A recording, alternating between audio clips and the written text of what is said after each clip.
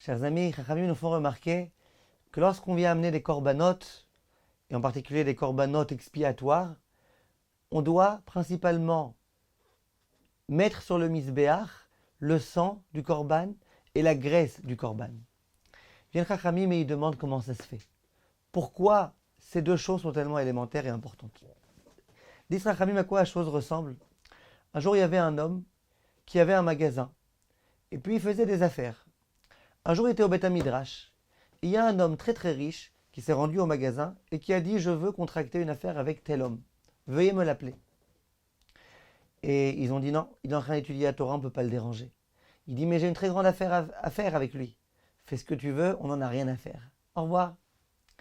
Lorsque ce monsieur est revenu du Beth Midrash et qu'on lui dit: tu sais, il y a un tel qui est venu et qui voulait faire une affaire avec toi, mais on lui dit que tu es en train d'étudier. Il s'est mis en colère. Il dit: pourquoi vous ne m'avez pas appelé? Vous m'auriez appelé, c'était une super bonne affaire, vous m'auriez appelé. C'est son dit: bon, on a compris. Prochaine fois que quelqu'un veut l'appeler, bien qu'il est en train d'étudier, on doit sortir de son étude. 2 jours après, il y a un monsieur qui est venu, un huissier qui est venu pour les impôts. Ils ont dit: où est monsieur Untel? Il faut absolument qu'il nous donne, qu'il nous rende des comptes, etc. Ils ont dit: ah ben on va l'appeler. Ils sont venus le sortir du Beth Midrash. Ils ont dit: voilà, il y a l'huissier qui est venu, qui te cherche. Alors là, il s'est mis en colère ensuite. Il leur a dit: mais vous êtes idiots. Quand hier, il y avait une très très bonne affaire, il fallait m'appeler, vous ne m'avez pas appelé. Aujourd'hui, il ne fallait surtout pas m'appeler, au contraire, il fallait dire que je ne suis pas là, que je suis je ne sais pas où, à l'étranger. C'est là que vous m'appelez.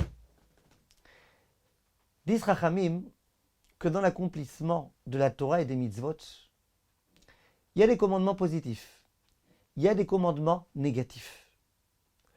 Lors de l'accomplissement des commandements positifs, ce qui nous est demandé, c'est la zrizout. La zrizout, ça veut dire accomplir les mitzvot avec vitalité, avec rapidité, avec zèle, avec ferveur.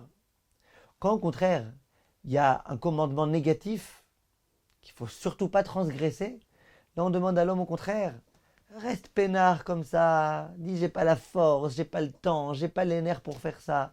Reste assis tranquillement, ne va pas commettre la Avera. Lorsque l'homme faute, souvent qu'est-ce qu'il fait? Eh bien il fait l'inverse. Lorsqu'il y a une mitzvah positive qui se présente à lui: ah, j'ai pas la force, j'ai pas les nerfs, aujourd'hui il pleut. Et quand il y a une Avera, là tout feu tout flamme il va commettre la Avera. Tout feu tout flamme il va, d'un coup il a des forces, d'un coup il a tout ce qu'il lui faut. Et puis il va commettre la Avera. Il s'est servi des forces inverses de celles dont il aurait besoin de se servir. Il aurait besoin de se servir de la zrizout pour les commandements positifs, de la hatzlout pour ne pas commettre les commandements négatifs. Lui, il a fait l'inverse.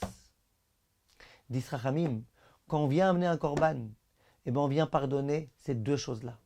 On vient pardonner le zèle dont on s'est servi et dont on a fait preuve pour les commandements négatifs, et on vient aussi pardonner. On vient aussi pardonner la fainéantise qu'on a eue alors qu'on aurait dû accomplir des commandements positifs.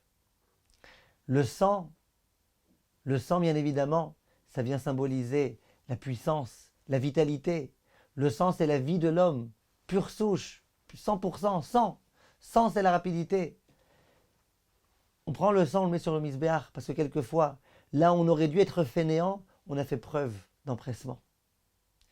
La graisse, c'est la lourdeur. La graisse, c'est la nonchalance. La graisse, c'est la matérialité.